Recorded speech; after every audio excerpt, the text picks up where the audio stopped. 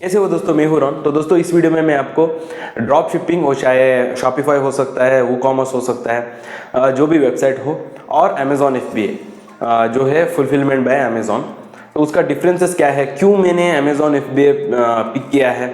अगर मुझे आप फॉलो करते हैं तो आपको पता ही होगा मैं अमेजॉन FBA करता हूँ। तो मैंने उसके ऊपर कई सारा मतलब एक चैनल ही बिल्ड किया है, ई-कॉम ज्ञान मेरा यूट्यूब चैनल है। और मतलब क्यों मैंने अमेजॉन FBA पिक किया, आप भी कई सारा लोग कन्फ्यूजन में हो सकते हैं। आपको ड्रॉप शिपिंग भी आप मतलब टर्म्स आप जान चुके होंगे, अमेजॉन FBA भी जान चुके होंगे। यूजुअली ऑनलाइन बिजनेस में मतलब लोग कहते रहते हैं ड्रॉप शिपिंग, अमेजॉन FBA।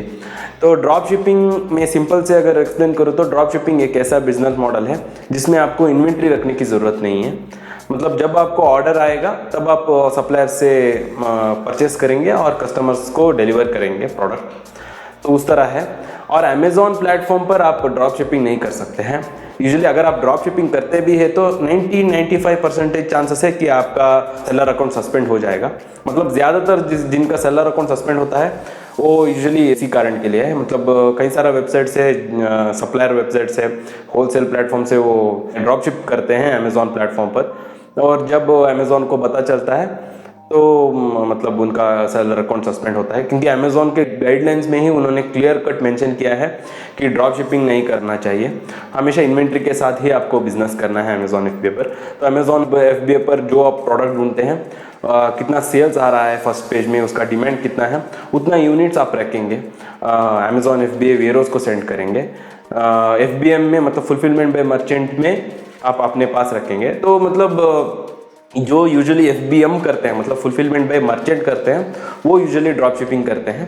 पर फिर भी ड्रॉप शिपिंग मतलब is not allowed on Amazon, तो उनके गाइडलाइंस में मेंशन है। तो ड्रॉप शिपिंग मतलब जैसा मैंने पहले कहा, कई सारा वेबसाइट है, शॉपिफाई भी उसमें ही आता है। तो शॉपिफाई आपने ज़्यादातर सुना होगा, वो मतलब एक प्लेटफॉर्म है जिसमें आप कस्टम वेबसाइट आसानी से क्रिएट कर सकते हैं आपका ड्रॉप शिपिंग स्टोर में। तो क्या क्या एडवांटेजेस और डिसएडवांटेजेस है इन दोनों बीच में, क्यों मैंने अमेजॉन FBA प्रेफर किया यूजुअली इंडिया में, क्योंकि मैं इंडियन मार्केट प्लेस को ही फोकस करता हूँ और मेरा बिजनेस भी इंडियन मार्केट प्लेस में ही एग्जिस्ट है। तो क्यों मैंने पिक किया था, क्या क्या मैंने चेक किया था, क्योंकि ऑब्वियसली जब मैंने बिजनेस स्टार्ट करने के वक्त मुझे कई सारा ऑप्शंस था, तो मैंने सब कुछ ऑलमोस्ट ट्राई करके ही मैंने अमेजॉन FBA ट्राई किया था। तो मेरा जो एक्सपीरियंस, क्या क्या मैंने सोचा, क्या क्या एडवांटेजेस मुझे लगा, तो वो सब कुछ मैं एक्सप्लेन करूंगा, हो सकता है आपको हेल्पफुल होगा। और अगर आपको अमेजॉन FBA आपको कुछ भी पता नहीं है, मतलब आप अभी अभी जान चुके हैं, तो मैंने एक वर्कशॉप क्रिएट कर रखा है, मेरा डिस्क्रिप्शन में सेकेंड लिंक में आपको मिल जाएगा, वर्कशॉप आप ज्वाइन हो सकते हैं। उसमें अमेजॉन FBA का बेसिक नॉलेज आपको मिलेगा और मेरे बारे में भी आप जान सकते हैं, और मतलब एक बेसिक स्टेप्स भी मैंने एक्सप्लेन किया है इंक्लूडिंग प्रोडक्ट रिसर्च। और पहला लिंक में तो मेरा मेंटरशिप प्रोग्राम है, और मैंने 3 प्लेलिस्ट भी क्रिएट कर रखा है अमेजॉन FBA पर मेरे यूट्यूब चैनल पर, उसको भी आप बाद में चेक कर सकते हैं। तो दोस्तों बिना देर करके इस वीडियो को शुरू करते हैं। तो दोस्तों सबसे पहला पॉइंट जो मैं कंसिडर किया था वो है एग्जिस्टिंग कस्टमर।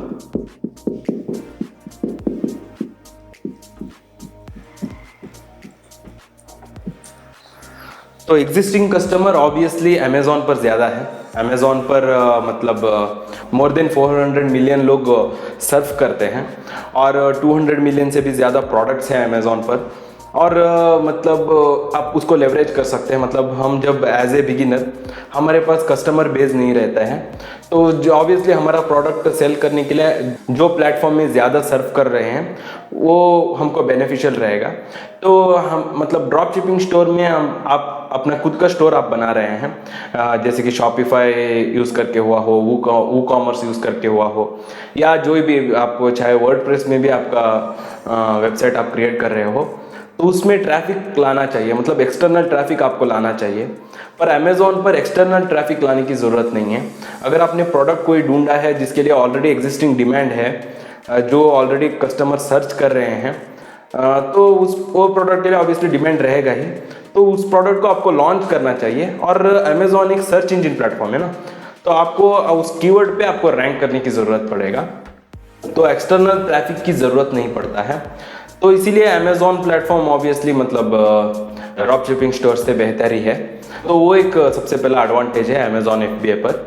और सेकंड पॉइंट है एड्स। तो अमेज़ोन पर दोस्तों अगर आपको पता नहीं है, अमेज़ोन एड्स मैंने कई सारा वीडियो पर भी बताया है। अमेज़ोन एड्स और ड्रॉप शिपिंग स्टोर में जो आप एड्स इस्तेमाल करेंगे, जैसे कि फेसबुक एड्स, सोशल मीडिया का एड्स, जैसे कि इंस्टाग्राम में हुआ हो या गूगल में हुआ हो, तो वो एड्स से अमेज़ोन एड्स अलग है। अमेज़ोन एडवर्टाइजमेंट जो स्पॉन्सर्ड एड्स है, PPC, उसमें कन्वर्जन ज़्यादा होता है कंपेरेटिवली फेसबुक एड्स या गूगल एड्स में, क्योंकि मतलब लोग वहाँ सर्फ कर रहे हैं होते हैं, मीम्स वीडियोस देख रहे होते हैं, तो कन्वर्जन बहुत ही कम होता है। जो भी आपके प्रोडक्ट का लिस्टिंग क्लिक करते हैं, एडवर्टाइजमेंट क्लिक करते हैं, उसमें परचेस करने वाले लोग बहुत ही कम रहते हैं। तो इसीलिए आपको एड्स पे ज़्यादा इन्वेस्ट करने की ज़रूरत नहीं है। और अमेज़ोन एड्स मतलब अमेज़ोन पर जब आप प्रोडक्ट सेल करने की सोचते हैं, ज़्यादा आप सेल्स ऑर्गेनिक सेल्स पे ही डिपेंड होते हैं। ऑर्गेनिक सेल्स मतलब जो कस्टमर जाते हैं अमेज़ोन प्लेटफॉर्म पर, सर्च बार पर टाइप करते हैं और प्रोडक्ट खरीदते हैं, उस तरह सेल्स पे आप ज़्यादा डिपेंड होते हैं। मतलब जो भी एड से सेल आता है, अराउंड 20 to 30% एडवर्टाइजमेंट सेल्स आता है। जो एक टिपिकल प्राइवेट लेबल एक अच्छा प्रोडक्ट हम कंसीडर करते हैं, उसके लिए 70 to 80% सेल्स ऑर्गेनिक सेल्स ही रहता है, 20 to 30% एडवर्टाइजमेंट से सेल्स रहते हैं। तो अब ज़्यादा एडवर्टाइजमेंट से डिपेंड नहीं रहते हैं सेल्स लाने के लिए, तो वो एक अच्छी बात ही है। उससे आपको कंपटीशन से वरी करने की ज़्यादा ज़रूरत नहीं रहता है। तो ड्रॉप शिपिंग स्टोर में ये एक डिसएडवांटेज है, आपको एडवर्टाइजमेंट के लिए ही सेपरेट इन्वेस्टमेंट रखना है, और वो स्ट्रैटेजीज मतलब एडवर्टाइजमेंट चलाना मतलब वो ही एक अलग माउंटेन बन जाता है आपको क्लाइंब करने के लिए। तो उस तरह है, थोड़ा आप कॉम्प्लिकेटेड भी आप मान सकते हैं एडवर्टाइजमेंट चलाना। तो ये एक पॉइंट है। और तीसरा है ऑब्वियसली ट्रस्ट। तो इंडिया जैसे प्लेटफॉर्म में तो ट्रस्ट फैक्टर बहुत ही इंपॉर्टेंट है। अमेज़ॉन को ज़्यादा लोग ट्रस्ट करते हैं आपके कस्टम वेबसाइट से। अगर आप कोई एक बड़ा सेलिब्रिटी है समझ लीजिए, तो तब आप मतलब ड्रॉप शिपिंग इस्तेमाल कर सकते हैं आपके प्रोडक्ट प्रमोट करने के लिए। तब आपको अमेज़ॉन का इस्तेमाल करने की ज़रूरत नहीं है। अफिलिएट मार्केटिंग भी करते हैं कई सारा इन्फ्लुएंसर्स हुआ हो या सेलिब्रिटीज़ हुआ हो, क्योंकि आपके पास ऑलरेडी एक कस्टमर्स बेस रहते हैं, तो उस वक्त आप ड्रॉप शिपिंग स्टोर को प्रेफर कर सकते हैं। पर अगर आपके पास कोई भी मतलब एक कस्टमर बेस नहीं है, आपका फॉलोअर्स नहीं है, तो मुश्किल हो जाता है ड्रॉप शिपिंग स्टोर क्रिएट करना। तो सारा जो मैंने पहले कहा एडवर्टाइजमेंट चलाना चाहिए, आपको एग्जिस्टिंग कस्टमर्स भी नहीं मिलेंगे, आपको एक्सटर्नल ट्रैफिक लाना पड़ता है। तो ट्रस्ट वाइज देखें तो अमेज़ॉन ही मतलब ज़्यादा लोग ट्रस्ट करते हैं। अमेज़ॉन ने ऑलरेडी कई सारा स्टेट में भी उनका वेयर हाउस खोल रखा है, सभी लोग जानते हैं अमेज़ॉन और उनका कस्टमर सर्विस। तो ऑब्वियसली एक आदत बन चुका है, स्पेशली लॉकडाउन में तो कई सारा लोग मतलब जो ई कॉमर्स इस्तेमाल भी नहीं करते थे, जो अमेज़ॉन को प्रेफर भी नहीं करते थे, उन लोगों को भी मजबूर होने पड़ा अमेज़ॉन से खरीदना। तो ज़्यादा लोग कस्टमर्स आ चुके हैं, उनको आदत भी बन चुका है। तो ऑब्वियसली जब मैंने स्टार्ट किया था तो उस तरह लॉकडाउन वगैरह नहीं था, फिर भी उस वक्त मतलब ट्रस्ट के हिसाब से अगर हम कंसिडर करूँ तो अमेज़ॉन ही मतलब अपर हैंड था अमेज़ॉन को ही। तो उस तरह मैंने भी कंसिडर किया था। दोस्तों उसके बाद फोर्थ पॉइंट है प्रोडक्ट डिस्ट्रीब्यूशन।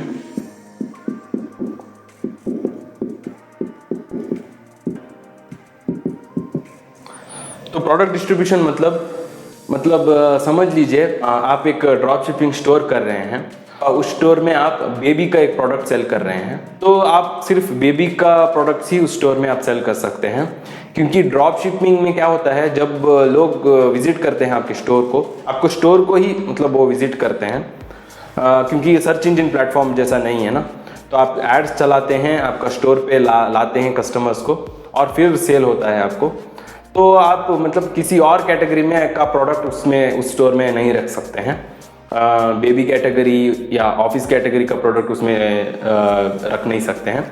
मतलब ऑब्वियसली अच्छा नहीं दिखेगा, मतलब ट्रस्ट भी ज़्यादा नहीं होगा। मतलब अगर आप सभी कैटेगरी का प्रोडक्ट आप उसी स्टोर में उसी ब्रांड नेम पे आप सेल कर रहे हैं, तो ऑब्वियसली आपका ब्रांड नेम, आपका स्टोर का मतलब वैल्यू ही डिक्रीज हो जाएगा।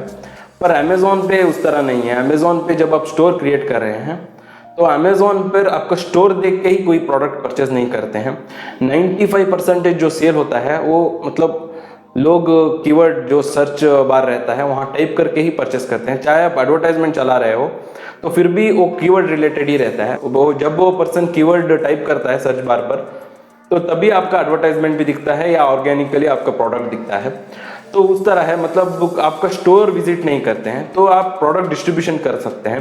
तो यूजुअली हम क्या करते हैं, हम जो थर्ड पार्टी सेलर्स रहते हैं अमेज़ॉन पर, तो हम प्रोडक्ट रिसर्च करते हैं। हमको फ़र्क नहीं पड़ता है कि ये प्रोडक्ट बेबी कैटेगरी में हो या हम उस प्रोडक्ट पे पैशन हो या ना हो।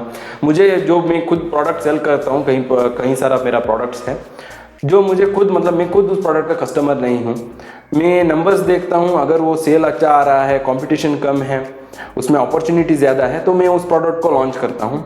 चाहे उस प्रोडक्ट के ऊपर मैं पैशनेट हूँ या ना हूँ, वो मैटर नहीं होता है हम जैसा प्राइवेट लेवल सेलर के लिए। तो हम ज़्यादा कैटेगरीज को एक्सप्लोर कर सकते हैं। चाहे हमारा एक प्रोडक्ट बेबी कैटेगरी में हो, दूसरा ऑफिस कैटेगरी में हो सकता है, स्पोर्ट्स एंड फिटनेस में हो सकता है, होम एंड किचन में हो सकता है। तो उस तरह मतलब प्रोडक्ट डिस्ट्रीब्यूशन ज़्यादा कर सकते हैं अमेज़ॉन के स्टोर पे, क्योंकि अमेज़ॉन स्टोर दे के कस्टमर परचेज नहीं करते हैं प्रोडक्ट। और फिफ्थ पॉइंट है ब्रांड बिल्डिंग। तो ब्रांड बिल्डिंग अगर आप कहें तो इसमें drop shipping store upper hand हम कह सकते हैं, क्योंकि ड्रॉप शिपिंग स्टोर में क्या होता है, आपका खुद का कंट्रोल रहता है। तो आपका वेबसाइट डिज़ाइन आपके हाथ में रहता है, मतलब प्रोडक्ट के लिए एक ब्रांड वैल्यू ज़्यादा आता है। जब आप अमेज़ॉन पर आप प्रोडक्ट सेल कर रहे हो, ऑफकोर्स आपके प्रोडक्ट के लिए एक ब्रांड नेम तो रहता ही है, पर फिर भी मतलब लोग क्या कहते हैं कि अमेज़ॉन का प्रोडक्ट है। मतलब अमेज़ॉन जब प्रोडक्ट डिलीवर करते हैं तो अमेज़ॉन का प्रोडक्ट है। कई सारे लोग को पता भी नहीं है कि थर्ड पार्टी, मतलब हम जैसे सेलर अमेज़ॉन पर सेल कर सकते हैं। कई सारे लोग ऐसा सोच के बैठे हैं कि अमेज़ॉन ही उनका सारा प्रोडक्ट सेल करते हैं, तो उस तरह भी है। तो इसीलिए मतलब एक brand value drop shipping store में ज़्यादा है। फिर भी आजकल क्या है, मतलब नया नया स्ट्रैटेजीज है। मैंने कई सारा वीडियोस और मैंने स्ट्रैटेजीज मैंने एक्सप्लेन किया है कि किस तरह हम एक ब्रांड बिल्ड कर सकते हैं, चाहे हमारे प्रोडक्ट अमेज़ॉन पर हम सेल कर रहे हो। किस तरह हमारा खुद का एक कस्टमर बेस हम बिल्ड कर सकते हैं, किस तरह जो कस्टमर्स हमको फॉलो करते हैं उनको हमारा सोशल मीडिया अकाउंट्स पे हम ला सकते हैं एज ए फॉलोवर, और किस तरह उनको मतलब उनसे और भी ज़्यादा हमारा प्रोडक्ट प्रमोट कर सकते हैं। मतलब कई सारा एंडलेस स्ट्रैटेजीज है।